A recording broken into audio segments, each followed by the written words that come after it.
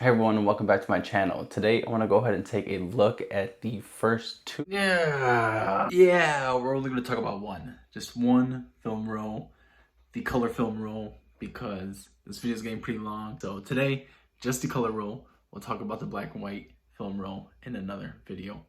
Two film rolls that I've officially shot on the Contax Aria.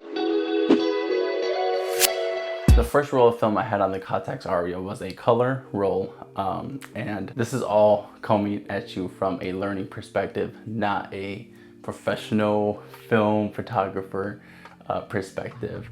I have more knowledge on the digital end, but on the film end, it's a lot of learning. Biggest learning curve sort of right off the bat was how to load it into the camera in the first place, which thank God for YouTube, because without that, I would not have been able to do it at all.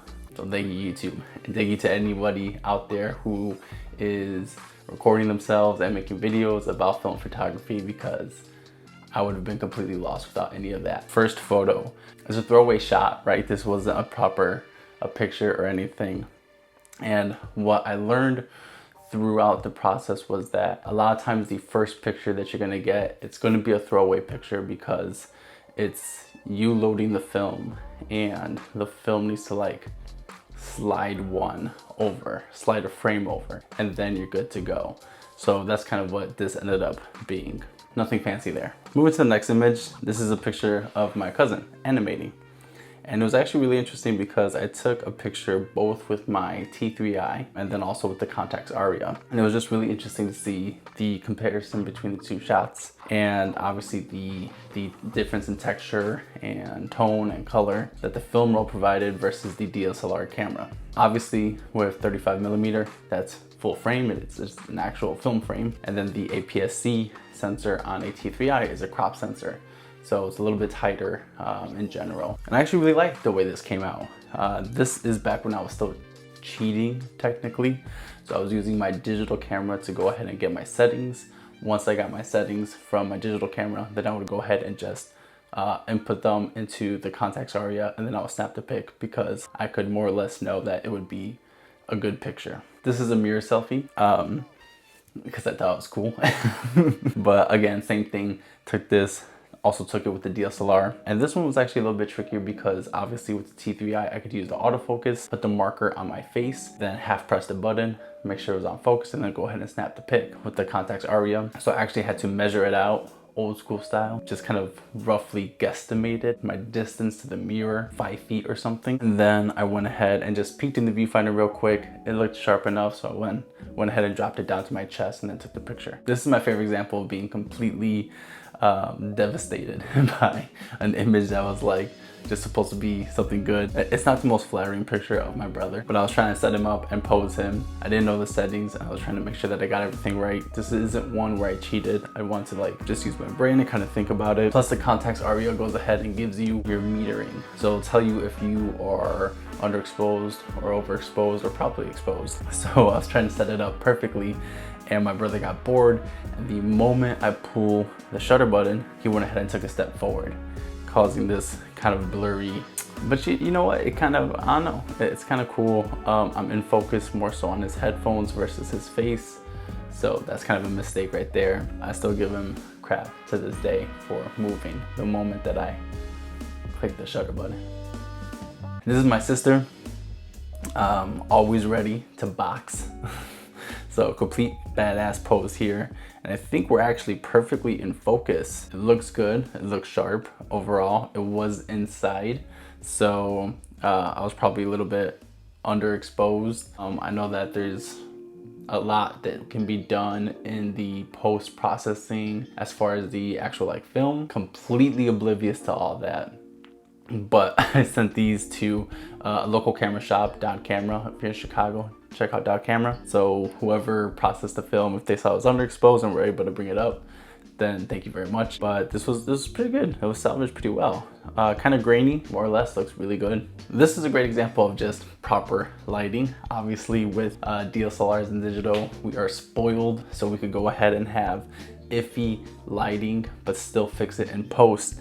But this is just in my car, and this is my girlfriend.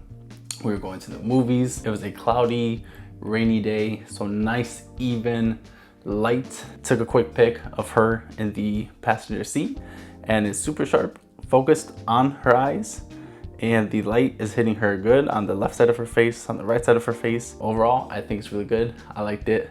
So moving on. Pretty sure this was the same exact day as the picture where I took with my girlfriend, and I think it's the same story.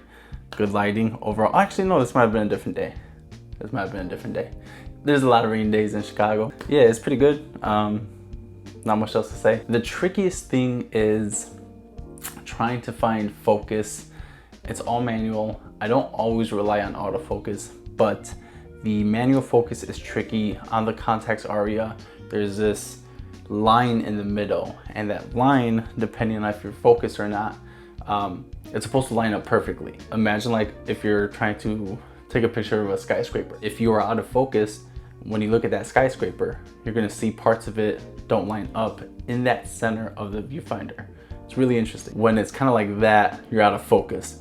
When it lines up perfectly, you're focused on that. And it's perfect for things that have sort of a straight edge, like a skyscraper. But when it comes to something like a window, you kind of gotta eyeball it. And since that takes up a good portion of the frame in the middle, kind of gotta look around it to see if it's sharp or not. Just eyeballing it, looks pretty good, nice and sharp. The middle droplets look amazing, and I dig it. Moving on. This was just like an attempt at being artsy, but I actually really like this photo. I mean, there's nothing going on here. It's just construction, a construction thing, and then dirty snow and trampled leaves. But I love it because of the way the texture and the color looks. Completely by accident. I don't know how it came to look like that, but I love it. Happy accident. Sometimes you get happy accidents like that, and I really dig how it looks. So this was back at my old workspace studio, tiny little room thing that I had. This was a picture of obviously the film rolls. Oh, those are actually the film rolls I used. Yeah, there we go. Kodak Ultra Max, and then 400 TX black and white. So we'll get into the black and whites later. And then this is a Bell and Howell, or is this the Yashica? There were a bunch of broken cameras at this other local camera shop, which is less focused on digital cameras and more focused on film cameras, called Central Camera downtown. You should definitely check them out. I'm gonna give love to like all these camera shops in Chicago. Support your local camera shop. They're busted broken, so I just bought them to just kind of have on display and make myself look cool. I mean, I don't know what the hell I was trying to do here. I don't know if I was trying to be focused on the back or if I was trying to be focused on the front. Obviously the back is in focus for all of these and the front is not. One of the bigger things I've sort of learned is the amount of time it takes to sort of go throughout this entire process when it comes to shooting film. I'm so used to, this is gonna be like a cliche story, but whatever, it's my take on it. I'm so used to the quickness and speed that comes with digital photography. You take pictures that same day, you can edit them, you can process them, you can have them up on Instagram a day after, an hour later, whatever, you know?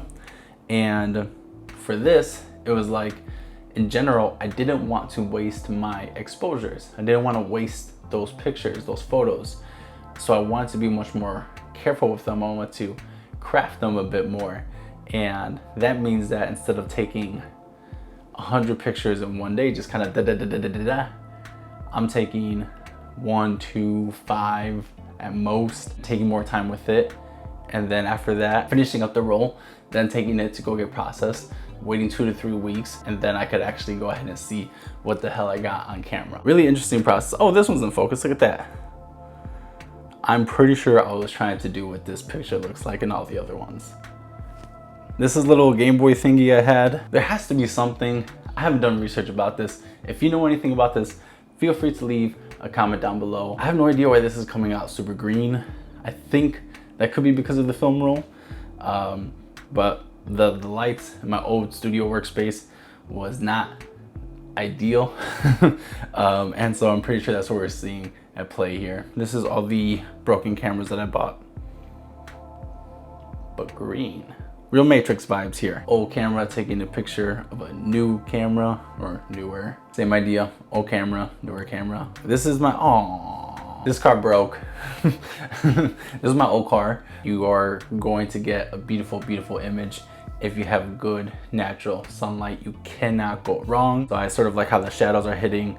None of this was sort of planned. I was just trying to finish up the film roll, but it doesn't look that bad. I have the lens on the widest angle possible and it looks pretty good. This is flowers, but they're not real flowers. They're fake flowers, but still flowers. The light looked pretty good inside, coming in from the sun hitting the curtains and then coming through. So that's about it for the actual color roll. Going back and learning about the older way of doing it, it does, I know it's such a cliche answer or a cliche thing to say because people say it all the time, but it's true. Like, it does give me a bit more respect for actually shooting digital and having the digital medium that we do in this day and age. I highly recommend anybody, if you're interested, give it a try. That's about it for this video. I hope you enjoyed it. Once again, my name is Josué and I live in Chicago, the greatest city in the world. I'll see you on the next video. I'm using my 50mm lens, so I can't smack it this time. Maybe, hey yo!